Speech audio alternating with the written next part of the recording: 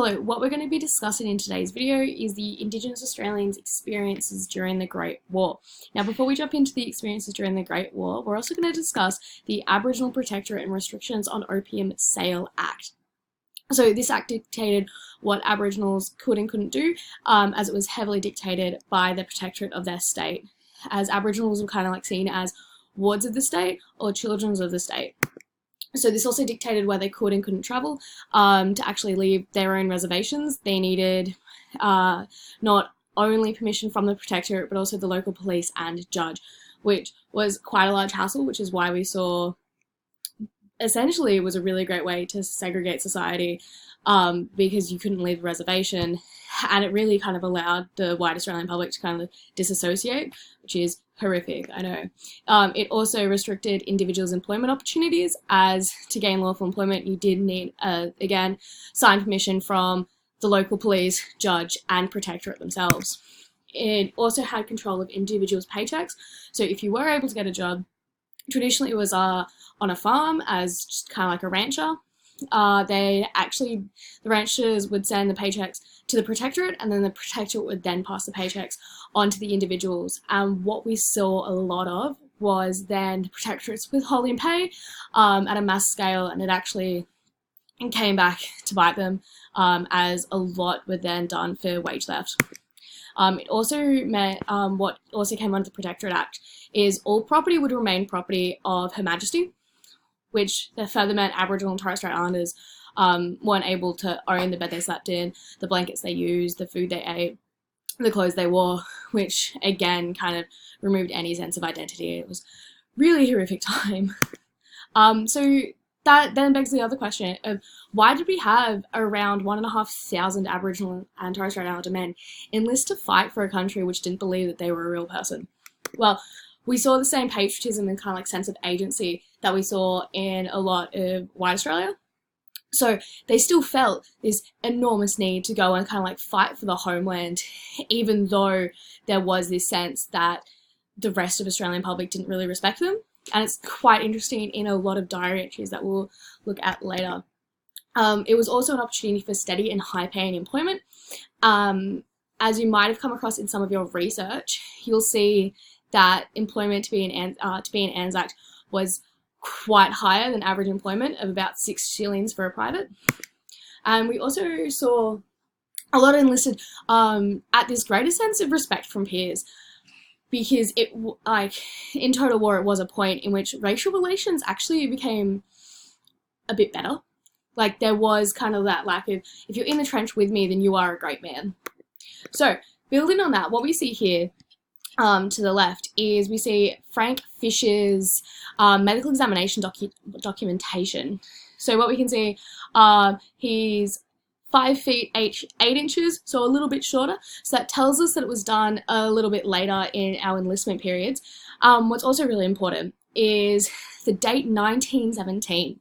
So what happened in 1917 that's very important is the military restriction of Aboriginal enlistment was lifted, even though we did see a lot of Aboriginal and Torres Strait Islanders enlist prior to 1917.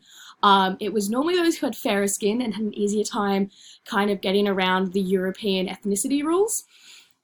Yeah, so we did see a lot of that, and also what came out of that was a lot of men enlisting under a pseudonym and a different name, which then meant historical records are a lot harder to kind of draw back on and kind of see how they all line up, which is why, if we go back here, up here I've done a roundabout, because we're not sure. It's estimated currently to be higher, although we don't have an exact number of Aboriginal and Torres Strait Islanders enlistments.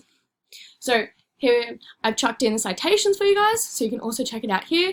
The Sherberg Memory, also a really amazing point to do a little bit more research on this topic. So the Aboriginal and Torres Strait Islander experience during the war. At start, they were declined requests to leave the country and serve in the AIF. So we saw this a lot, as they did need permission from their protectorate and the local police.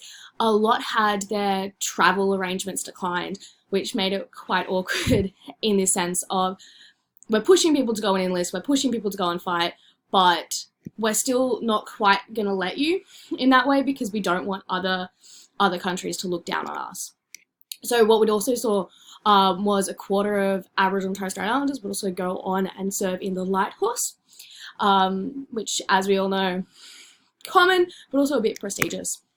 There was also a rise in equality and comradeship in the trenches, as well as what we saw between white Australians and Aboriginal and Torres Strait Islander Australians. Although there were a lot of Aboriginals that experienced negative perceptions from other British colonies, such as the Egyptians during training, and furthermore, Africans that had come up, there was quite a large sense of kind of like inequality of why are they allowed to fight when we aren't, which became quite interesting during the war. Douglas Grant, now I've put his name in here specifically because he had quite an interesting experience. Douglas was actually one of the highest ranking Aboriginal men to serve. He ended up with the title of sergeant, although as he was getting onto the boat to go over to Egypt, he was actually pulled off by the Protectorate as his approval hadn't been certified, ended up being stripped of his rank. Although re-enlisted, did all the stuff again, ended up back in the Western Front. He was actually taken, ended up in a prisoner of war camp run by the Germans. What's also important here is he ended up in a prisoner of war camp for Indians rather than Australians, as prisoner of war camps at the time were also racially segregated. So what's also really interesting here is Douglas Grant, he liaised with a lot of the Red Cross to make sure that they had up-to-date and correct documentation of who were in the camps, who weren't in the camps, and also allowed for kind of like the Red Cross Christmas gifts to arrive.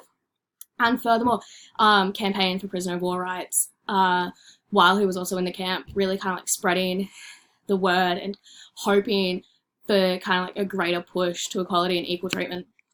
What we also saw, as I said before, 1917, the military order revoked the nominal ban on Aboriginal men serving. That's also where we saw a spike in service enlistment after 1917. So let's also discuss the experience after war. So the equality that was experienced by a lot of these men, it ended, everyone came back, and they just kind of lost that whole point of comradeship.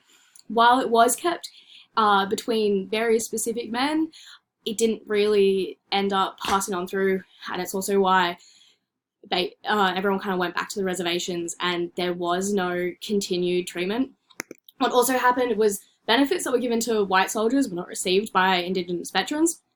One of the most prominent of this was the land that was given to white soldiers was actually Indigenous land. They were given it. A few Indigenous veterans turned around, asked for the land that their reservation was on, so it would be owned by an Indigenous person, and in a lot of times the government basically turned around and said, oh, we're not doing that. So they couldn't access their own land, and it was actually being given away to people that they fought in the trenches with, and they weren't seen as equal. White veterans were gifted Indigenous land, and then what also would happen is the Protectorate, as they had right overall income of Aboriginal and Torres Strait Islanders, they would withhold lump sum payments, and they would only really give them weekly, as they couldn't trust the men to really spend the money in an ethical way. What also happened was wives and families weren't able to access the payments from the AIF. So Frank Fisher's wife, whose medical examination that we just looked at, she requested payment so she'd be able to kind of buy food, buy some blankets during the winter, and was denied as she couldn't prove relationship, even though she did have their wedding certificate. The Protectorate said no. What also would happen is, which comes back to kind of like our overarching themes, is because ethnicity was being understated on all enlistment documentation, we've found that it's very hard to actually list and put specific numbers next to Indigenous service members, and it's kind of just ended up in the ether. So if we go back to Frank's documentation, we can see his complexion's dark. It hasn't listed in any further than that. Dark also would shift from person to person in kind of understanding and definition of what that was. we can see he's got brown hairs and dark hair. While this was partly kind of partly a code for non-white Australian, it did also vary because also we saw a lot of Italian Australians having the same complexion, eyes and hairs written down. So it becomes quite hard for historians to turn back and really identify who was and who wasn't an Aboriginal veteran. Excellent. So just to recap those points, we had the Aboriginal Protectorate Act playing a large role in Aboriginal and Torres Strait Islanders' travel to and from the war. We saw that during the war we had greater amounts of kind of like comradeship and equality. We saw a lot of Aboriginal and Torres Strait Islander men serving in the Light Horse. And then we also saw in 1917 the military order revoked the nominal ban on Aboriginal men from serving in the AIF. And then when they did return, they experienced the same sort of racism and hardship in which has been known by the Australian government. Excellent.